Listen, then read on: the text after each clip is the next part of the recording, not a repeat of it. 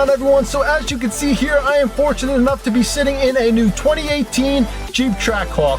So first off, huge thanks to Begnal Motors, Chrysler Jeep Dodge here in Kingston, New York for even making this possible. They have some great cars on their lot, both new and used, so please go check them out. I will leave their info down in the description below. So if you are unfamiliar with what the Jeep Trackhawk is, it is essentially a 707 horsepower Jeep Grand Cherokee, making this the most powerful SUV ever. So Jeep first introduced a big V8, a 5.9 liter, into the Jeep Grand Cherokee back in the late 90s. And then in 2005, they introduced the first generation of the Jeep SRT8, which was the beautiful 6.1 liter V8 producing 420 horsepower.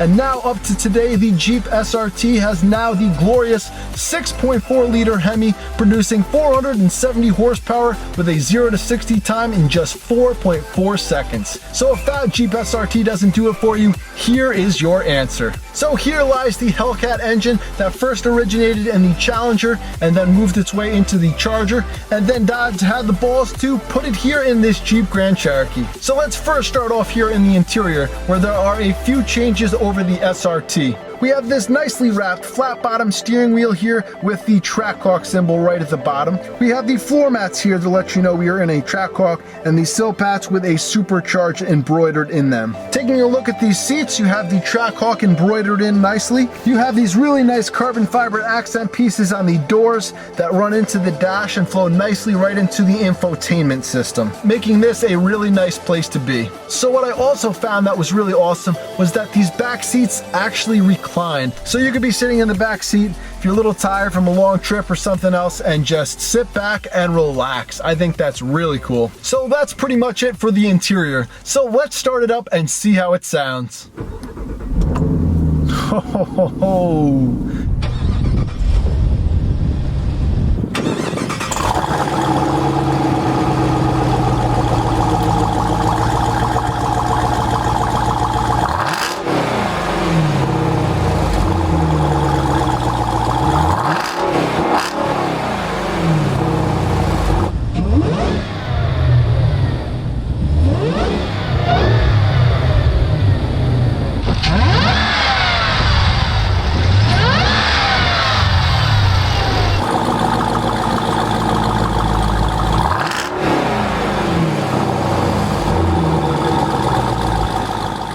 So there's only 7 miles on this Jeep Trackhawk right now, so I am very fortunate and grateful. So again, thank you Begnal Motors for letting me take out this car and do a review here. So my main objectives here today are to see how this delivers and puts down the power. We're also going to take it up on a couple back roads to see how it handles there, and to most importantly see whether this car is worth $100,000 or not, and also to possibly determine whether this could be the right purchase for you.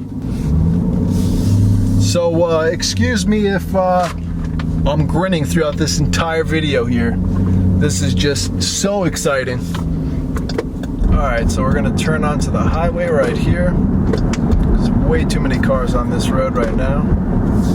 So why not? We might as well open it up and see how it puts down the power. Right here in the beginning of the drive, why not? Let's go, let's see.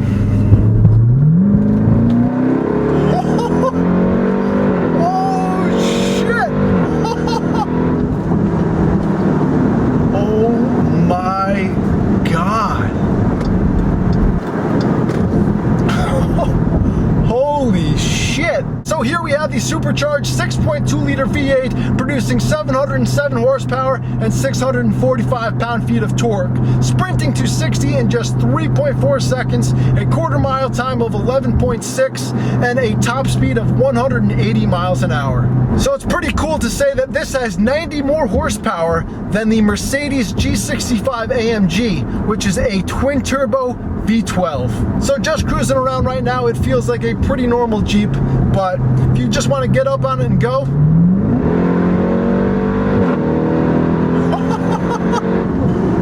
wow, that thing just takes off from anywhere, whether you're at a dig, whether you're at 30 miles an hour, whether you're at 60 miles an hour. This thing just goes. So this comes equipped with 15-inch brakes in the front and 15 3/4 inches in the rear.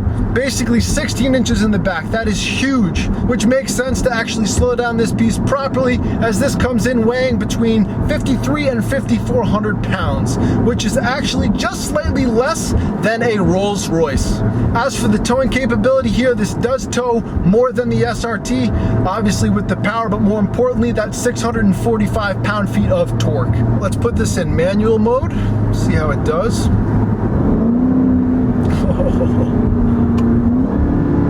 Oh, damn. That supercharger sounds unbelievable. Unbelievable.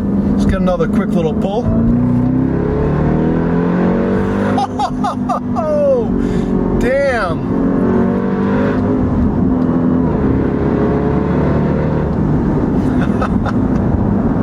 I will tell you, if you're having a bad day or you're just in a crappy mood, I guarantee you'd come out of this car with the biggest grin on your face. Damn, that supercharger. It's very prominent. It's right up there, and I'm sure you guys can hear it on camera, but it definitely does not do it justice. It just sounds so nice, and it's always right there. And then it cuts right into that exhaust that sounds actually really, really, really, really good.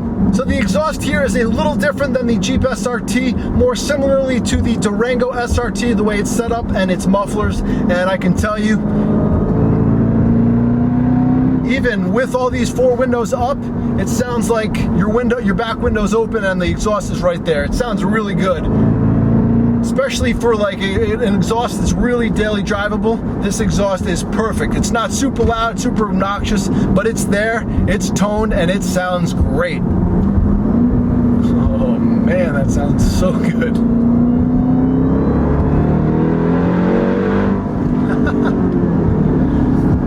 So let's do a quick pull from a stop and see how it does. Like I said, unfortunately, we can't do any launches today. That feature is disabled until you reach the 500-mile break-in period. But let's get up on the road here and just stop for 2 seconds.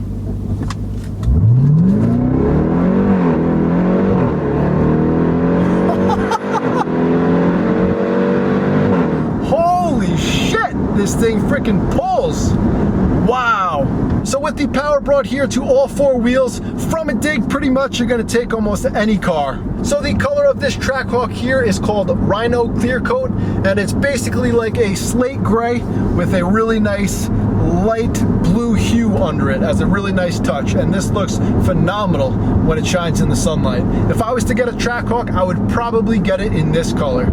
So on the exterior here, there are a few things to distinguish this from a regular Jeep SRT, and that would be starting up at the front of the car, looking at the front fascia. There are no fog lights here anymore. Those are just air inlets to help with performance and aerodynamics. Another thing here would be the wheels, slightly different from the SRT, and then these enormous brakes that we talked about earlier. You will also find this really subtle supercharged badge right underneath the Jeep Grand Cherokee badge. And coming to the back of this car is this nice Trackhawk badge. So you may have seen this badge. Similar is the Trailhawk. They're pretty much the same badge, except Trailhawk on one, Trackhawk on the other. So that sort of gives it a stealthier appearance to it as well, I guess. You can be on the highway, and if you really don't know, but you know a Trailhawk, which is essentially just a Jeep Grand Cherokee with some off-road goodies to it. So you can look at the back of this car, and if you're far away, you may say, oh, that's a Trailhawk. But once you get up to it, or you see the car, and that ain't no Trailhawk right there. So those are pretty much the only things to distinguish this from an SRT. What I really like about this car, it's sort of a pro and con to this. So what I like about this car is that it is pretty stealthy. Yes, it does pretty much look like a Jeep SRT, and even the regular SRTs are pretty much stealthy as well. So this is pretty much a nice sleeper Jeep that you could pull up to the line, and if nobody knows what you have in here or what this car is, you will definitely make their jaws drop in this.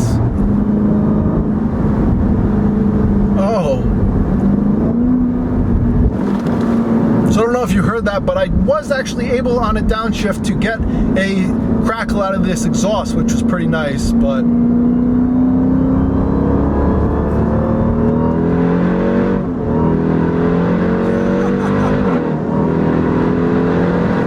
oh my God, this thing feels and sounds absolutely ridiculous.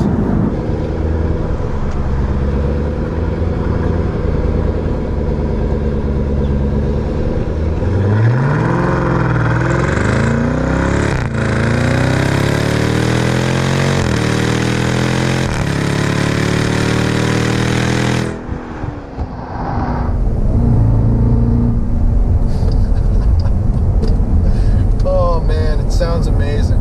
It just sounds amazing.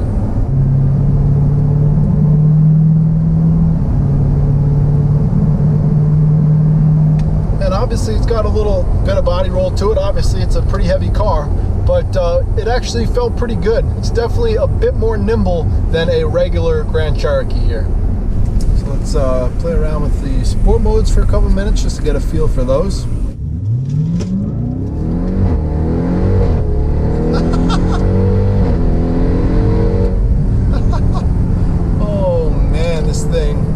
Literally put a smile on your face no matter what mood you're in. So after playing around in the different drive modes, auto, sport, and track, you can definitely tell things feel a little bit more tighter, stiffer, but after all, this is still an SUV here. It's never going to feel like a super sharp sports car, but the way everything's dialed in, the steering weight and steering feel here feels almost near perfect as well. So for this being an SUV, I know I've said this 2 or 3 times already now, but this really does perform and handle pretty good on back roads, surprisingly. So this definitely has plenty of handling around corners, but if you are looking for a Hellcat motored vehicle for cornering, this may not be the best option here, but it does do a great job, especially for it being an SUV here. Being taken away from the performance here, I have forgotten to mention the actual comfortability and the feel of these seats and the drivability of this car here. This is definitely really comfortable. It has a little bit more bolstering than just a regular Jeep SRT, and the seats definitely do feel really comfortable. So for having this as your daily driver, it's a dream come true. This would be a perfect daily driver, as you do have the cargo space, the extra room for either a family, or if you like to take nice weekend trips, adventures, whatever, this car will be able to do that for you. And you'd still have 707 horsepower at your foot, whatever disposal you'd like. So in terms of the feel and the suspension here, this does a pretty good job absorbing the road, whether you have imperfections or little bumps or anything like that.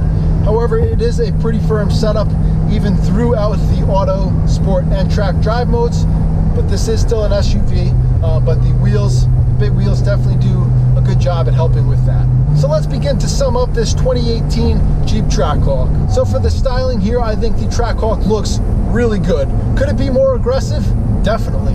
But I think I really like more that this car looks stealthier and more like a sleeper. This car is a sleeper as hell. So with that being said, I definitely like the improved styling here. For the acceleration, everything is just dialed in right, on point, and the miles per gallon is unbelievable. So as nice as it is in here, don't get me wrong, I think everything looks great, has a pretty good feel to it, and it's definitely a step up from what things used to be from FCA. So as you can see, the base price here is $86,000. We got the exterior color, Rhino Clear Coat, like we talked about. And then coming down here to the optional equipment, we have the rear seat dual Blu-ray screen and DVD player for $19.95. We have the signature leather wrapped interior package with the Laguna leather performance seats, the leather wrapped lower panels for $49.95. Then we have the high performance audio with 19 Harman Kardon speakers with the subwoofer, 825 watt amplifier for $19.95. We have the dual pane panoramic sunroof with the suede-like premium headliner, and this headliner is really nice. Definitely adds a really nice touch to that. And the last two things we have here are the 295 3-season tires for $895, and then the 20x10 black satin aluminum wheels for $995. With the destination charge, total price MSRP is $100,415. And what you get out of this $100,000 car is an absolute fun, amazing time, and the ridiculous performance that comes with that. So if you want to match 2 and 2, it's a give and take relationship here. If you want to bring the two together, ridiculous performance that comes out of this car, also with a amazingly quality, luxurious interior, that's not going to be $100,000. You're just not going to get it. Which brings us to the next point here, value. Do I believe that this car is worth $100,000? Is this a $100,000 worthy car? And yes, I truly believe that.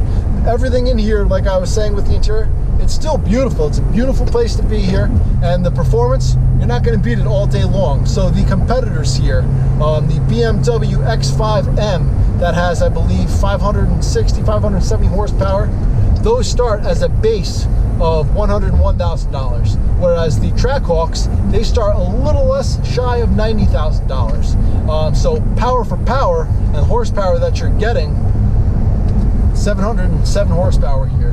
Another competitor, let's go with the X6M over the X5M. Pretty similar, $105,000 MSRP. And then we also have the Porsche Cayenne Turbo S, which has, I think, 567 or 570, still right there in the power range. That car starts at, I believe, $130,000. So that's just to give you an idea of the competitors here, where they're priced, what you get, the bang for your buck that you get, the pure brilliance that FCA has put together and made this Jeep Trackhawk. This Jeep Trackhawk, yes, you may say, oh my God, it's $100,000 for a Jeep. But what you get out of this car is, I would say, definitely worth this. This is truly an amazing car. If I had more money right now, I would totally buy this Jeep Trackhawk to use as my daily driver throughout the week and keep my C7 Z06 just as my weekend and my fun car. And I think that would be one hell of a setup and one hell of a garage. These cars are amazing. So the MSRP on this current Trackhawk is $100,400. And then they also have another Trackhawk on their showroom floor. It is white, and it's got a couple less options, and that MSRP is around $94,000. So if you are in the market for a Trackhawk, I would definitely give Begnal Motors a call. I will leave their information down in the description. I just want to give them one more huge thanks. I could not give you thanks enough for this amazing opportunity for driving and checking out the Trackhawk firsthand. So thank you guys so much for watching. If you're stopping by for the first time, please hit that subscribe button. If you enjoyed this video, please slap that like button. And remember, work hard, dream big, and drive your own horizon.